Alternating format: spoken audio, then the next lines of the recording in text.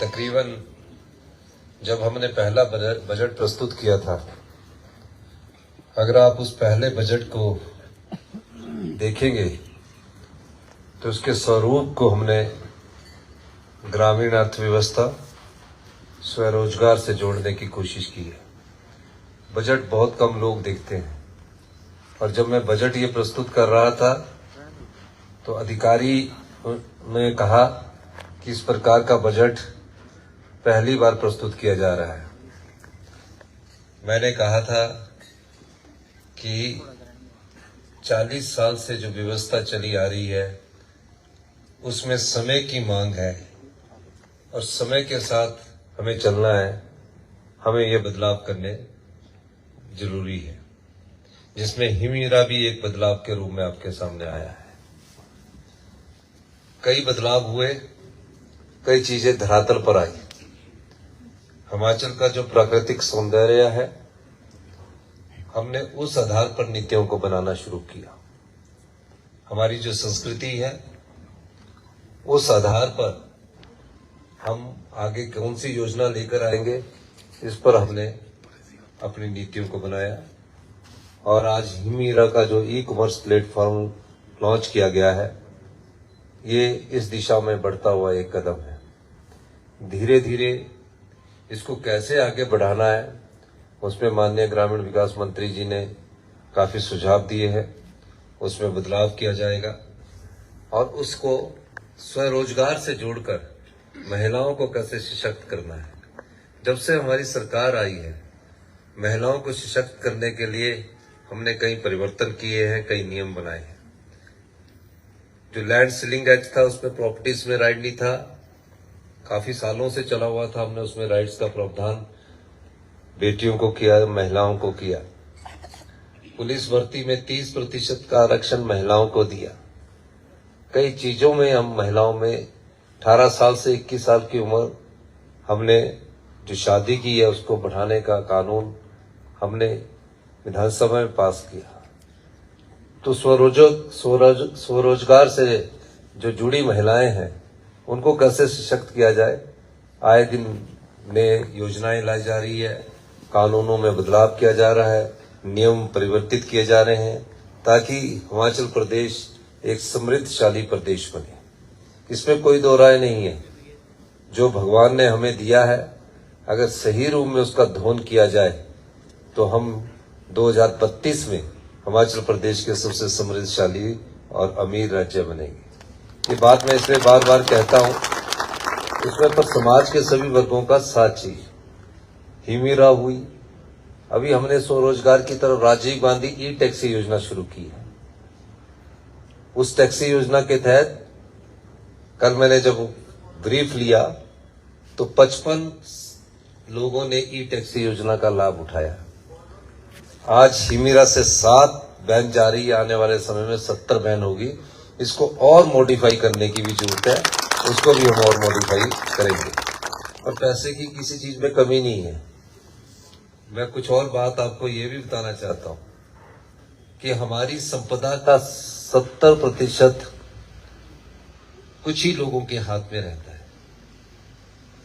हम गांव में बसने वाले लोग हैं। 80% लोग, हमारी आबादी ग्रामीण क्षेत्रों में रहती है और हम ग्रामीण अर्थव्यवस्था को मजबूत करने के लिए कोशिश कर रहे हैं। ग्रामीण अर्थव्यवस्था में कैसे महिलाओं के और पुरुष के हाथ में पैसा आए। आपने देखा कि मनरेगा की दिहाड़ी कभी किसी ने नहीं सोचा था। 60 रुपए की बढ़ोतरी हमारे द्वारा मनरेगा की दिहाड़ी में की गई है। यानी कि आज आप मनरेगा की 350 रुपए की 300 रुपए के करीब दिहाड़ी ले रहे हैं। ग्रामीण अर्थव्यवस्था कैसे मजबूत हो, किसान के हाथ में कैसे पैसा आए। दूध जो मिल्क फेडरेशन के द्वारा 32 रुपए लीटर खरीदा जाता था, 30 रुपए लीटर खरीदा जाता था। मैं अभी रामपुर गया, रोडू गया, अब लोग गायें भी रखने लग गए हैं और 45 रुपए किलो सरकार के द्वारा खरीदा जा रहा है, मिल्क फेडरेशन के माध्यम से खरीदा जा रहा है। भैंस का दूध जो 40 रुपए किलो खरीदा जाता था, उसको बढ़ाकर भी 55 रुपए कर दिया गया है। और स्वयं सहायता रोजगार के लिए हमने लोन की व्यवस्था की है। ये सब चीजें क्यों की जा रही है? ये ग्रामीण अर्थव्यवस्था का मतलब है कि गांव के किसान के हाथ में, गांव में रहने वाले व्यक्ति के हाथ में पैसा पहुंचे। इसलिए बड़े बदलाव हम कर रहे हैं। जो लोग विरोध करना चाहते हैं उनका काम विरोध करने का है, हमारा काम करने का है। तो मैं ये मानता हूं कि विभिन्न विभागों में हमने व्यवस्था परिवर्तन के द्वारा आत्मनिर्भर हिमाचल की परिकल्पना की है। अभी आने वाले समय में हम जंगल लगाने का काम भी महिला मंडल, स्वयं सहायता समूह को देने जा रहे हैं। युवाओं को मंडल को हम जंगल लगाने के लिए पैसे भी देंगे कि जहां सरकारी जगह है वहां आप जंगल लगाएंगे। अभी तो फॉरेस्ट गार्ड लगाता है, हमारे से भी एक पौधा लगा दिया जाता है कि ये ट्री प्लांटेशन का कार्यक्रम शुरू किया गया है। आप मुख्यमंत्री है, मंत्री है, विधायक है, सबसे एक एक पौधा लगा दिया जाता है। हमने उसमें भी परिवर्तन किया कि गांव में जहां भी खाली जगह है, जहां भी खाली स्थान है, उस महिला मंडल को उसकी ट्री प्लांटेशन करने की और सर्वाइवल के लिए भी हमने पैसा रखा। जब तक वो बड़ा नहीं हो जाता तब तक उसको हम महिला मंडलों को पैसा देंगे। ये भी आने वाले समय में हम बदलाव करने जा रहे हैं। तो कई नीतिगत बदलाव हम ला रहे हैं। और जो आपकी संपदा है वो उस आदमी को मिलनी चाहिए जो उसका सही हकदार है। ये नहीं कि सब कुछ मुझे ही मिले। धनवान को और धनवान बनाते जा रहे हैं और उसके अधिकार और उसके हक पर हम उसको खाते जा रहे हैं। ऐसा नहीं होना चाहिए। जो गांव में रहने वाला है, जो कुछ नहीं कर सकता, बेचारा काफी सालों गरीबी में रह रहा है, उसको हम सब चीजें देंगे। उसको 300 यूनिट फ्री बिजली भी देंगे, उसको पानी भी देंगे, उसको रहने के लिए, मकान के लिए पैसे भी देंगे। लेकिन जो संपदा संपन्न है, जिसकी करोड़ों रुपए की आय है, जिसके लाखों रुपया टैक्स के रूप में चले जाते हैं, अगर हम उसको सब्सिडी देते हैं, अनुदान देते हैं, तो वो गरीब के हक में डाका डाल रहे हैं। क्योंकि वो तो समृद्धशाली लोग हैं।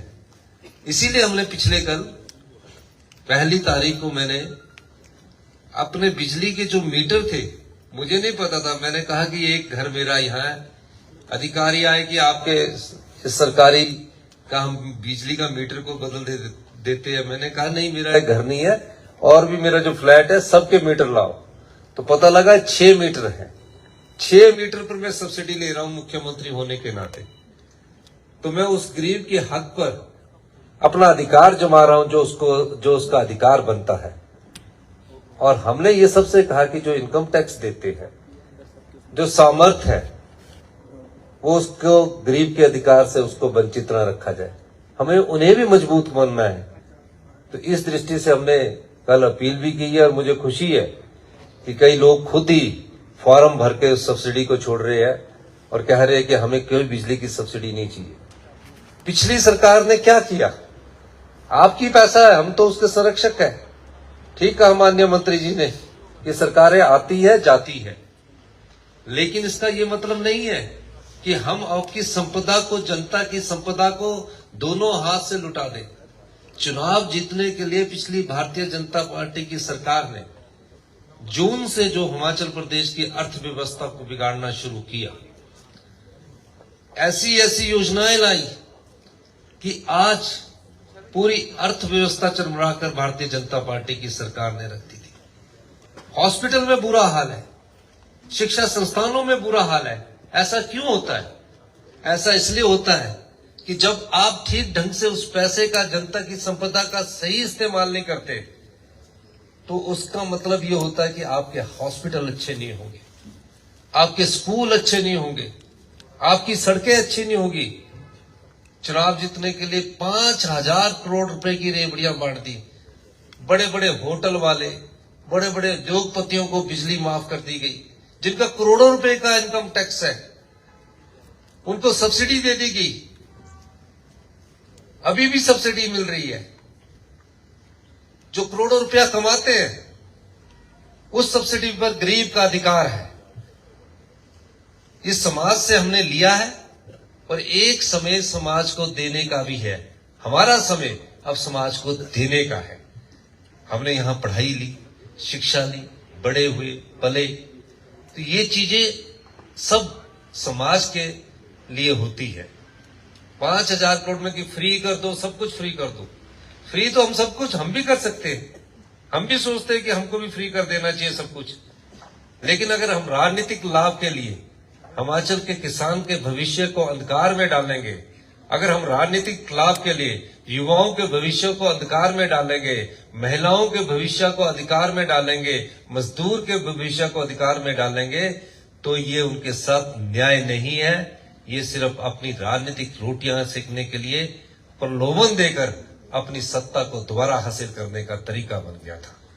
हमने उसमें बदलाव किया है और ऐसा बदलाव कर रहे कि उससे आम आदमी पर बोझ ना पड़े, गरीब पर कोई बोझ ना पड़े, और जो धनवान है, जो अमीर है, जो समृद्धशाली है, उसे स्वेच्छा से हर चीज का त्याग करना चाहिए। ये चीज हमें देखनी है। हिमीरा इस दिशा में एक बढ़ता हुआ कदम है। हर जगह हमने बदलाव लाया है और इस बदलाव में कई बार हम फैसले लेते हैं, कुछ लोग दुखी होते हैं, कुछ अधिकारी भी दुखी होते हैं, चर्चा करते हैं। लेकिन मेरा मानना है कि अगर हम अच्छे मन से, सच्चे मन से, ईमानदारी से सेवा करेंगे तो निश्चित रूप से हिमाचल प्रदेश 2027 में आत्मनिर्भर बनेगा और एक समृद्धशाली और अमीर राज्य 2032 में बनकर रहेगा। हम अपनी संपदा को लुटने नहीं देंगे, ना ही हम अपनी संपदा को लुटाने के लिए यहां आए हैं। हम संपदा के संरक्षक हैं, हम संपदा को बचाने आए हैं। उस संपदा से जो हमें आय होगी वो गरीब जनता को बांटने के लिए हम आए हैं। सरकारें आती है जाती है, लेकिन हमें ऐसी नीतियां बनानी है ताकि भविष्य का युवा वर्ग गर्व से कह सके कि आज मेरे स्कूल में जाकर देखे कि सबसे अच्छा स्कूल है, आज मेरे हॉस्पिटल में जाकर देखे कि मेरे पास सबसे अच्छा हॉस्पिटल है। 9.5 लाख लोग 1350 करोड़ रुपया हेल्थ सेक्टर में खर्च करते हैं। यहां से बाहर इलाज करने के लिए जाते हैं 1350 करोड़ रुपए, ये डाटा। अभी मैं जब मीटिंग ले रहा था तो पूछ रहा था, पुरानी टेक्नोलॉजी रखी है। अभी हमने हेल्थ सेक्टर में वर्ल्ड क्लास टेक्नोलॉजी लाने के लिए 1500 करोड़ रुपए का अनुमोदन किया है। आने वाले 1-2 साल लगेंगे। अभी एकदम तो नहीं हम सब कुछ सुधार कर सकते हैं, उसके लिए समय की जरूरत होती है। अब जादू की छड़ी तो है नहीं कि जो खराब हुआ उसको 40 साल से बिगड़ते बिगड़ते यहां पहुंच के आ जाए, पर हम सही दिशा में आगे बढ़ रहे हैं। यही मुझे बड़ी खुशी है। इन्हीं शब्दों के साथ जो हिमीरा के परिवार है, जो प्रोडक्ट आपने लॉन्च किया है, मैंने तो सभी दिल्ली में मिनिस्टरों के पास आपके प्रोडक्ट को दिया। दीपावली वाले दिन हिमीरा के सारे प्रेसिडेंट, प्राइम मिनिस्टर, सभी मिनिस्टर्स को हिमीरा का प्रोडक्ट दिया। और ये जो गाड़ी है, इनका भी 1 स्टॉपेज हम बनाएंगे। मनाली वाले रोड पर कितनी गाड़ियां लगेगी टूरिस्ट सीजन के समय, यहाँ कितनी गाड़ियां लगेगी, और जो भविष्य में हमारी सरकार की जो बिल्डिंगें होगी वहाँ इस हिमीरा के प्रोडक्ट के लिए कोई स्थान चिन्हित किया जाएगा। दिल्ली में द्वारका भवन बन रहा है, उसके लिए हम संस्थान रखेंगे कि वहीं से लोग खरीद सके। तो ये सब चीजें आप लोगों के लिए अब सरकार कर रही है। और हिमीरा का वेबसाइट लॉन्च करना, ये एक बड़ी विशेषता ये है कि एक बार इस चीज की आदत लगाने की जरूरत है, और आदत तभी लग सकती है जब इसकी क्वालिटी होगी। हम अपने पहाड़ को तभी बेच सकते हैं जब इसकी क्वालिटी होगी, और क्वालिटी को इंश्योर करना आप लोगों का काम है। और इसमें एक्सपायरी डेट भी हो, वो बड़े अक्षरों में लिखी हो, ताकि जो खरीदे वो उसको पढ़े तो ये सोचे कि यहां लोगों की मंशा अच्छी है कि पहले एक्सपायरी डेट नजर आ रही है, तो भी प्रोडक्ट बिकता है। मार्केटिंग के तरीके हैं ये। और धीरे धीरे ये नहीं कि मेरे को ज्यादा पैसा आ रहा तो एक डब्बे की जगह 2 ही बना दिया।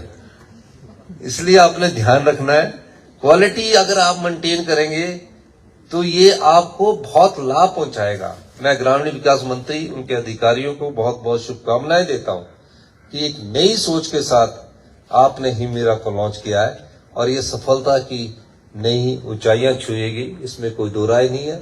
लेकिन थोड़ा समय लगेगा, मेहनत करना हमारा दायित्व है और जब मेहनत करते हैं तो भगवान फल देता है। यही मैं कहना चाहता हूं आपके इस हिममेरा के उत्सव